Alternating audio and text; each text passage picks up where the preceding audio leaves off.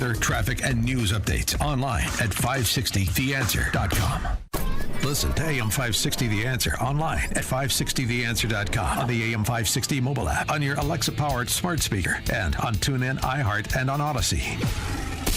Now, from the Signature Bank Studios, this is Chicago's Morning Answer with Dan Proft and Amy Jacobson on AM 560 The Answer.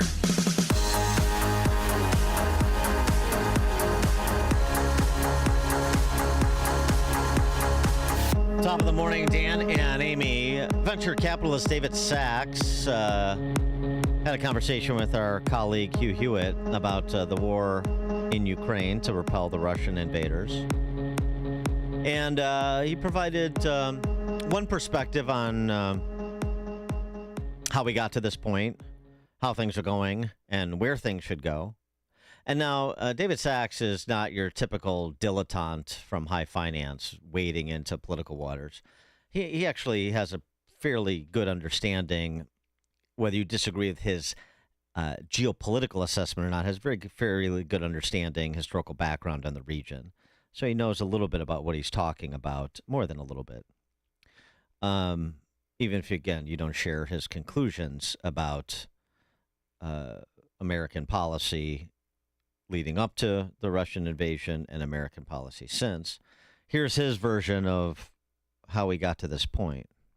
Let's just say that this is always the argument that you hear, is that it's always 1938, that our enemy is always Hitler, and engaging in any diplomacy whatsoever would be akin to appeasement, and you're Neville Chamberlain. And so this is what I've been hearing throughout this war. And what I would just say is that every historical circumstance is different. I think, I'm very familiar with what happened in World War II and what led up to it. And I just think that the situation we have today really bears no resemblance to that. I don't think the idea that that Putin is Hitler is a serious argument. I don't think that this is primarily a war of conquest. I think the causes of this war have been known for decades, which mainly has to do with Russian security concerns, which the West continuously ignored. We ignored the advice of George Kennan in the 1990s in bringing NATO right up to Russia's door. He predicted that would be a tragic mistake that would end in hostilities. We ignored the advice of our own ambassador to Moscow in 2008, Bill Burns, who's now the CIA director, who told us that expanding NATO to Ukraine was a red line for the Russians, not just Putin, but the entire Russian elite. It was absolutely a red line for Gorbachev and Yeltsin, as well as various liberal reformers inside of Russia. We ignored the advice of Kissinger and Professor Mearsheimer in 2014, who warned us we were headed for this war unless we agree to make Ukraine a neutral country. And instead, we ignored all of this advice for many years, and we persisted in this crusade to bring Ukraine into NATO and basically turn it into a giant military base on Russia's most vulnerable border. All right, so that's his assessment of how he got here. We'll get reaction to that from Dakota Wood momentarily, but here's his assessment of how the war is going. It's going very badly. I think the war is an absolute disaster for Ukraine. I think that the administration was pinning its hopes on a successful counteroffensive. Remember, the narrative we were told for the whole last year, or at least certainly since the fall, since Kharkiv, was that we were going to arm the Ukrainians. We appropriated over $100 billion to them. And the idea was that we would have this successful spring counteroffensive. The Ukrainians, with the help of American armor and weapons, would punch through the Russian lines. They would scatter, they would turn tail and run, they would be disorganized, they were demoralized and ineffective and corrupt. And that within a period of even 3 to 4 days, that you'd see significant progress. And within a couple of months, the Ukrainians would be at the Sea of Azov, they would cut off the land bridge to Crimea, and the Russians would have to sue for peace. And that was going to be the end of this whole matter. Well, obviously that hasn't worked out. Right. So how we got here, where we are, and finally where we should go, according to David Sachs. So, and not to mention that Ukraine's just been completely destroyed. Hundreds of thousands of people have been killed. over 10 million of their population are now refugees. They've had to flee the country. The infrastructure has been destroyed. The economy has been destroyed. And again, they're not retaking this territory. So I think at some point we're going to have to recognize that we are going to have to do what we always needed to do, which was engage in serious diplomacy to solve this conflict. And sadly, we're only going to recognize that fact, I think, after this country is completely destroyed and the West has basically fought to the last Ukrainian. Dakota Woods served America for 2 decades in the Marine Corps. He's Senior Research Fellow for Defense Programs at the Heritage Foundation. Dakota, thanks for joining us. Appreciate it. Hey, it's great to be with you. Thank you. So is that what you suspect we're going to do, fight to the last Ukrainian? Well, I mean, that's always been the case. Nobody has said anything in favor of inserting NATO forces into Ukraine, much less America, unilaterally. So that wasn't going to happen. It was going to be a fight between the Ukrainians and the Russians. But I think Sachs only gets like half of what he said right. Context is everything, and little half-truths actually muddy the waters. He was right on many of his points, but there were also several that I think were mischaracterized, and we can get into that. Yeah, go ahead. Go ahead. Well, I mean, I agree with the point that the West ignoring Russia's protests about NATO expansion was a dangerous path if it wasn't accompanied by preparations. Things go sideways. So on the Western side, and especially in conservative circles, the argument was, well, Russia shouldn't have a veto on what NATO decides to do. If a country wants to join NATO and they meet the criteria, who is Russia to say that they can't do that? And there's some merit in that argument. Why would you want to give a veto to your opponent? At the same time, if you have a good idea that it's really irritating them, and Russia, continually protested NATO coming up to the borders of Russia, then as a planner, you would want to account for that. Are you arming yourself? Are you creating a hedge, against the fact that this might generate some kind of blowback? So on kind of the principle, moral, ethical, whatever side, yes, NATO could expand. Countries wanted to join a very successful security bloc and be more tied into the economics of the West and those sorts of things. But the various countries failed to keep their industrial bases equipped, militaries of sufficient capacity, and training and readiness and all that. So it's like you're prompting, poking at the bear, the Soviet bear or Russian bear, without taking any precautions whatsoever if the bear decides to lash out at you. So, I mean, there are two sides to that discussion. On the offensive and the big promises made by it, we were teaching them something called combined arms warfare, maneuver warfare, but the focus was only on ground forces, and it took many, many months to do that. When the U.S. goes into a war or into a battle, and we've seen instances of this in Iraq over the last 20 years or so, is that you have air power is a very, very important a part of that. And that's the one thing that Ukraine did not have. So you can't affect successful ground maneuver without air power in support of that. And this constant delay of kind of a minimalist supply approach gave Russia the time to harden its positions, put in all sorts of trenches, layered defenses, all this stuff. And it makes it terrifically more difficult to penetrate through that. So the delay enabled Russia to harden its positions. No surprise then that it's much more difficult today without air power for the Ukrainians to punch through. So again, the half-truth is, yes, the offensive hasn't been successful. Unspoken was everybody, presumably in support of Ukraine, enabled Russia to make that challenge more of a challenge. Does that make sense? Yeah, it does. But so let's take the complete picture that you provided, then say, okay, well, whether the U.S. made a mistake or combined U.S.-Ukrainian forces made a mistake in pushing this counteroffensive without air power, or whether we should have been faster in getting air power to them. So here we are now. So does the counteroffensive have the possibility of success, or should we be leaning towards a push for some sort of diplomatic resolution? Well, there has been diplomacy going on constantly. Whether that's successful or not is not beside the point, but it's a parallel story. So the United States, the West, have been engaged.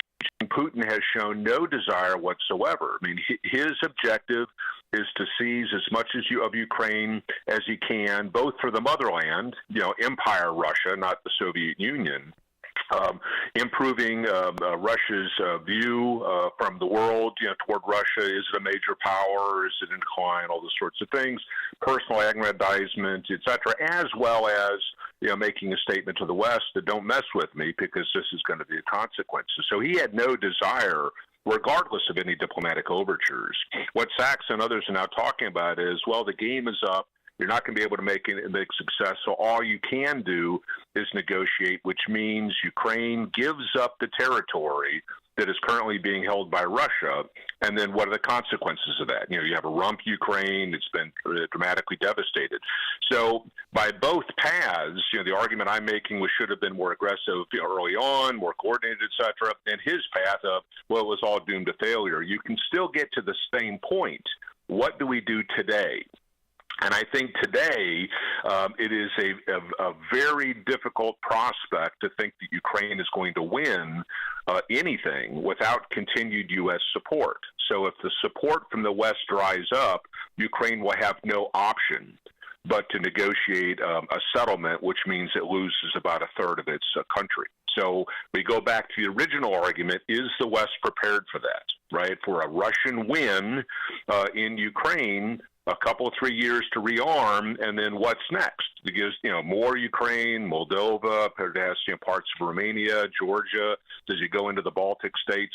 So everybody, I think what's going to happen is negotiated settlement, Russia wins, everybody then in the West goes on their merry way, kind of wiping their hands, boy, we're glad that's over, and you revisit a bigger war a couple, 3 years from now. So it's a magnificent problem of our own making. Yeah, well, I mean, so the whole Hitler comparison. So I don't. Yeah, that's ridiculous. Well, I mean, I agree. I don't think that Ukraine is Sudetenland, but he can be. He cannot try to be taking over the entirety of Eurasia, a la Hitler. But he can also be a revanchist, and he wants to extend his reach to some of the old Soviet bloc. And so, I mean, is that your belief that if he gets whatever he's got in Ukraine and he's able to stabilize that, then there will be other former Soviet territories, so now countries that will fall? Or that if you listen to Sachs' argument, he's saying you have to listen to what the other guy is saying. And if you ignore that, like NATO expansion, you're going to run into some problems. So let's just take that logic.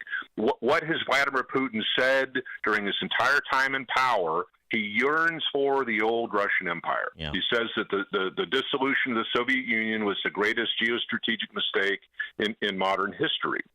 And so the Russian people view themselves as a great people. They want to reclaim former Russian lands. So if you look at a map of Europe, well, what does that mean? You could go back to, say, World War I just for that map, and what did the Russian Empire look like? And so I think that is probably closer to the reality of what Vladimir Putin and the Russian leadership views as an ideal world where Russia strides across Eurasia, right? Not in a Nazi sort of way.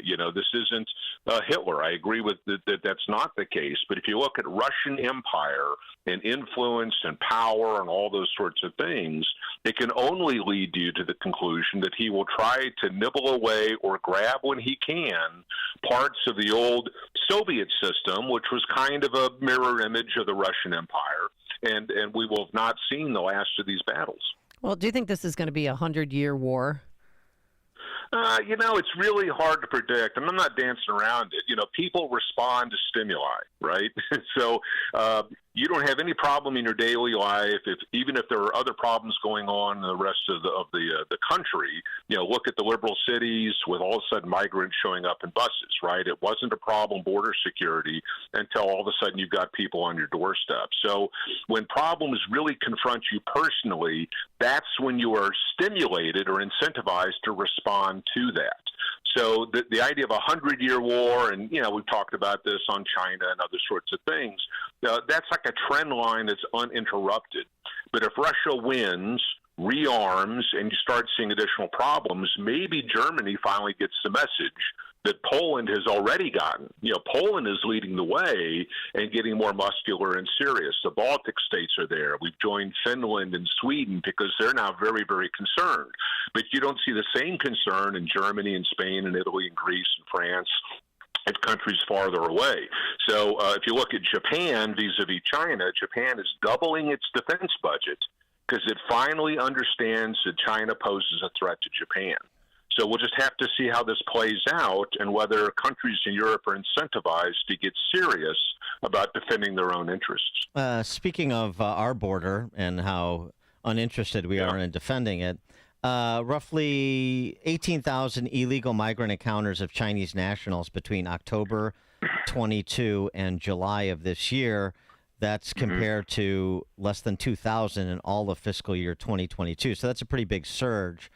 It's like 8 times. Yeah, and this is, nothing against the Chinese people, particularly those seeking asylum because they're being persecuted religiously for their Christianity or for their Islamic faith. Okay, fine. But, I mean, Gordon Chang, author of The Coming Collapse of China, he said, when I first saw the surge in Chinese migrants, the thought came into my mind that these are either Ministry of State security agents or Chinese military coming to this country to commit acts of sabotage. So, I mean, and of course you can have both, people honestly fleeing religious persecution and agents of the state. What is your handle on how we're handling this surge of Chinese nationals and what our intelligence is about the nature of these individuals? Well, I think there's like 4 points here that you've either brought up or implied. The first one is the first two things aren't in contradiction to each other, right? That you can have good people who are being persecuted at home trying to find a better life, right? So you could have legitimate Chinese, now that the COVID restrictions are gone and those sorts of things, and they can flee and go to some place where they've got freedom and opportunity and all the things they don't have, lack of a surveillance state for the most part here in the U.S. as opposed to things. And yet we can still have a secure southern border. If they want to come in, they need to come in through appropriate channels, right? So we can be sympathetic to them and say, no, we don't have an open border. You could also have, if you have this flood of people, wouldn't it make sense if you're the opposing power to insert your own people, under the guise of migrants, and they are saboteurs. I mean, it's really hard to know that until you can isolate them, get them.